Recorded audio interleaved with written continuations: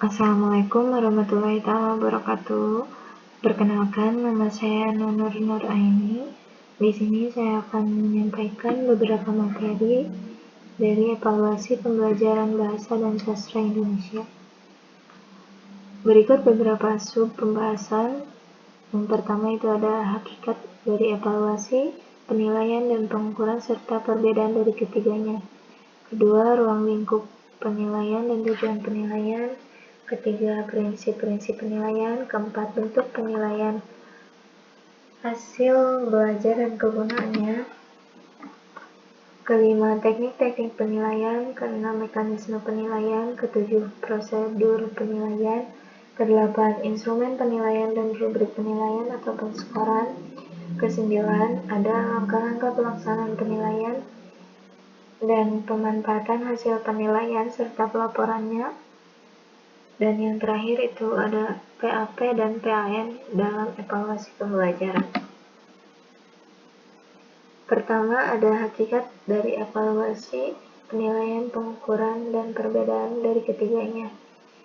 Evaluasi itu adalah serangkaian kegiatan atau aktivitas yang bertujuan untuk dapat mengukur tingkat keberhasilan sesuatu. Dalam hal ini, evaluasi itu menilai atau mengevaluasi secara keseluruhan. Selanjutnya itu penilaian adalah proses memberikan nilai atau grade terhadap objek atau subjek berdasarkan hasil pengukuran baik buruk atau teknik lainnya. Penilaian ini bersifat kualitatif. Dalam pembelajaran itu ada guru yang memberikan nilai terhadap peserta didiknya baik dari segi pengetahuan, sikap, ataupun keterampilan. Ketiga itu pengukuran adalah proses kegiatan yang sistematis atau terencana untuk mengetahui keadaan suatu objek atau gejala secara kuantitatif. Dalam hal ini pengukuran dilakukan dalam bentuk angka atau skor berdasarkan aturan-aturan tertentu. Nah, perbedaan dari ketiganya itu terletak dari ruang lingkup dan pelaksanaannya. Ruang lingkup evaluasi itu merupakan kegiatan secara keseluruhan. Kalau penilaian itu hanya orang-orang yang bersangkutan yang melakukan penilaian.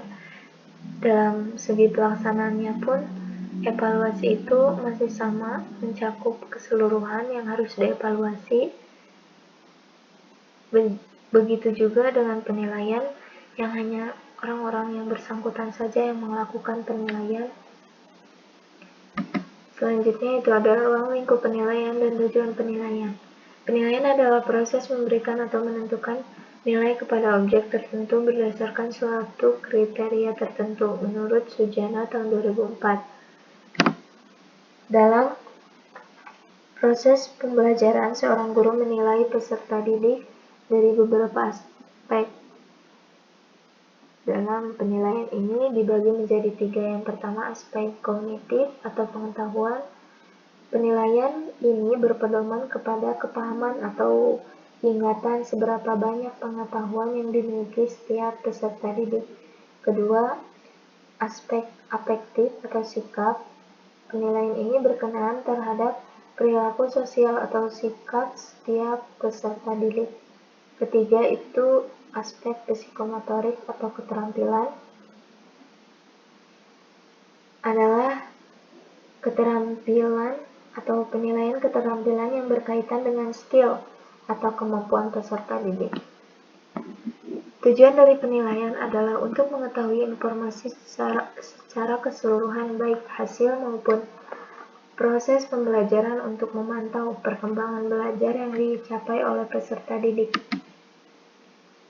Selanjutnya itu ada prinsip-prinsip penilaian. Pertama, ada PALID. PALID ini adalah menilai apa yang seharusnya dinilai dengan menggunakan alat yang sesuai untuk mengukur kompetensi. Contohnya, itu guru penjas akan menilai kompetensi praktek badminton. Nah, penilaian yang valid itu adalah menggunakan tes secara langsung atau turun lapangan. Nah, kalau tes melakukan tes tulis itu adalah penilaian yang tidak valid. Yang kedua, itu bermakna. Penilaian hasil belajar oleh pendidik memiliki arti, makna, dan juga manfaat yang akan dirasakan baik oleh pendidik, peserta didik, maupun orang tua. Yang ketiga, menyeluruh. Penilaian itu harus dilakukan secara keseluruhan pada setiap kompetensi. Yang keempat, berkesinambungan. Penilaian dilakukan secara terencana, tersusun, bertahap, terus-menerus untuk memperoleh gambaran pencapaian kompetensi peserta didik dalam kurun waktu tertentu. Contohnya itu, guru itu melakukan KBM setiap hari, setiap pertemuan maksudnya, terus memberikan tugas, mengadakan ulangan harian, sampai ke tahap UTS dan UAS. Semua dilakukan secara terus-menerus dan bertahap. Yang kelima, objektif. Itu penilaian harus dilaksanakan secara objektif. Nah, seorang guru itu harus melakukan penilaian secara objektif. Tidak boleh memandang siapa peserta didiknya. Keenam, mendidik. Penilaian dapat dijadikan dasar untuk memotivasi atau memperbaiki proses pembelajaran. Yang ketujuh, terbuka. Dapat diketahui oleh pihak-pihak yang berkepentingan. Dalam hal ini, terbuka baik dari peserta didik maupun pendidiknya. Contohnya itu, guru itu memaparkan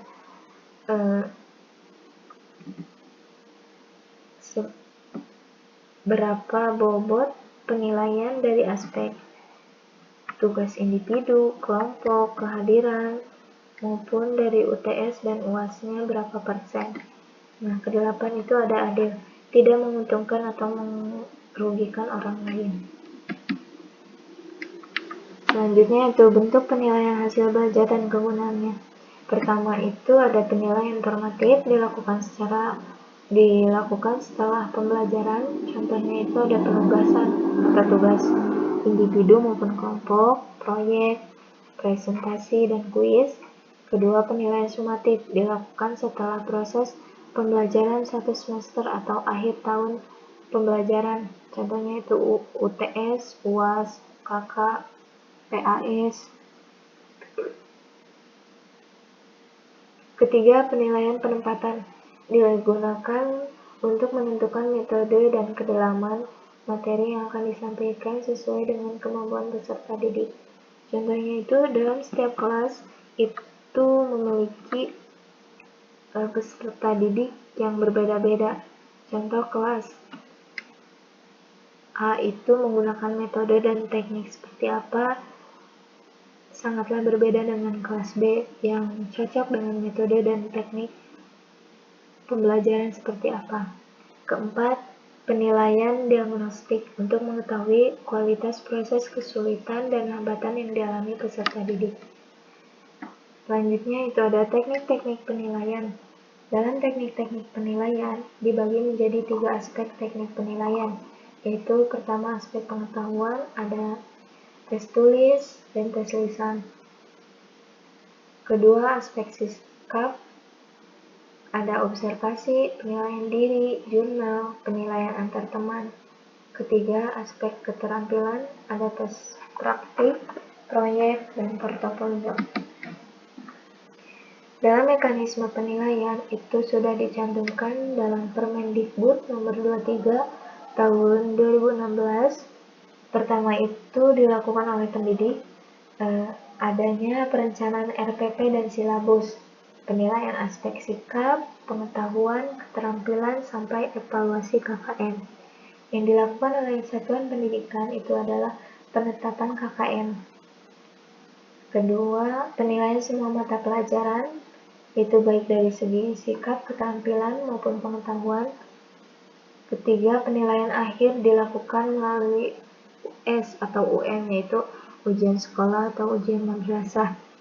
Keempat, laporan hasil penilaian akhir semester ditetapkan dalam rapat Dewan Pendidik. terakhir kenaikan kelas dan kelulusan. Nah, yang ketiga itu mekanisme penilaian yang dilakukan oleh pemerintah. Itu adanya UN atau ujian nasional, terus disampaikan kepada peserta didik dalam bentuk sertifikat. Ketika itu UN disampaikan kepada satuan pendidik untuk masukan dan perbaikan agar bisa menjadi evaluasi ke depannya seperti apa. Keempat, itu hasil belajar oleh pemerintah dilakukan dalam bentuk survei atau sensus kepada setiap sekolah. Selanjutnya itu ada prosedur penilaian. Dalam Permendikbud nomor 21 tahun 2022, yang pertama itu ada perumusan tujuan penilaian. Rumusan tujuan penilaian itu sudah dituangkan dalam perencanaan pembelajaran atau RPP sebelumnya. Kedua, memilih atau mengembangkan instrumen penilaian. Dalam hal ini, memilih atau mengembangkan penilaian haruslah mempertimbangkan dengan karakteristik dan kebutuhan peserta didik, karena setiap peserta didik itu memiliki kemampuan dan juga karakteristik yang berbeda-beda. Ketiga, itu pelaksanaan penilaian, bagaimana teknik dan juga metode yang dilakukan oleh guru. Keempat, pengolahan hasil penilaian. Kelima, itu pelaporan hasil penilaian. Selanjutnya ada instrumen penilaian dan rubrik penskoran. Pertama itu instrumen penilaian. Menurut Permendikbud nomor 104 tahun 2014, instrumen penilaian adalah alat yang digunakan untuk menilai capaian pembelajaran peserta didik. Instrumen adalah alat ukur yang digunakan untuk mengumpulkan data, dapat berupa tes maupun non-tes. Sama halnya dengan ini, instrumen ini berkaitan dengan teknik-teknik penilaian. Kedua, rubrik penskoran. Rubrik adalah alat atau instrumen bagi pengajar untuk menetapkan kriteria penilaian untuk tugas. Nah, di setiap penilaian kompetensi dari sikap, pengetahuan, ataupun keterampilan itu memiliki rubrik penskoran yang berbeda-beda. Selanjutnya ada langkah-langkah pelaksanaan penilaian dan pemanfaatan hasil penilaian serta pelaporannya. Adapun langkah-langkah yang perlu diperhatikan dalam proses penilaian, di antaranya yang pertama itu membuat dan menetapkan rencana serta tujuan penilaian. Seperti yang sudah disampaikan tadi, dalam RPP itu sudah dicantumkan bagaimana tujuan rencana yang akan dilakukan dalam satu semester ke depan. Kedua, menentukan teknik penilaian yang tepat. Guru haruslah mengobservasi setiap peserta didik teknik apa yang cocok untuk peserta didiknya. Ketiga, pelaksanaan proses penilaian. Keempat, menganalisis penilaian. Kelima, itu menyesuaikan pembelajaran. Nah, dalam penilaian itu haruslah menyesuaikan dengan pembelajaran, karena penilaian ini bisa menjadi evaluasi berhasil atau tidaknya metode atau teknik pembelajaran yang digunakan seorang guru kepada peserta didik. Selanjutnya itu pemanfaatan hasil penilaian. Yang pertama itu perbaikan atau remedial. Bagi peserta didik yang nilainya belum mencapai KKM, haruslah mendapatkan perbaikan atau remedial. Kedua, pengayaan bagi peserta didik yang mencapai kriteria ketuntasan lebih cepat dari waktu yang disediakan, yaitu diadakannya atau diberikannya materi tambahan, latihan tambahan. Yang ketiga, perbaikan program dan proses pembelajaran. Guru dapat memanfaatkan hasil penilaian untuk perbaikan program dan kegiatan pembelajaran, sehingga guru mengetahui setiap peserta didik itu ada yang cepat tanggap dalam memahami pelajaran dan ada juga yang harus diberikan perhatian lebih dalam memahami pembelajaran. Yang keempat, itu pelaporan. Hasil penilaian ini dapat digunakan kepala sekolah untuk menilai kinerja guru dan tingkat keberhasilan siswa. Nah, yang terakhir itu ada PAP dan PAN dalam evaluasi pembelajaran. Apa sih yang dimaksud dengan PAP dan PAN itu? Yang pertama, PAP itu adalah penilaian acuan patokan, di mana PAP ini adalah model pendekatan yang mengacu pada suatu kriteria pencapaian tujuan yang telah ditetapkan sebelumnya. Contohnya itu hasil ujian itu maksimal mendapatkan 100. Nah, penilaian acuan patokannya itu adalah 100. Kedua, penilaian acuan norma adalah suatu penilaian yang membandingkan hasil belajar siswa terhadap hasil belajar siswa lain dalam kelompoknya.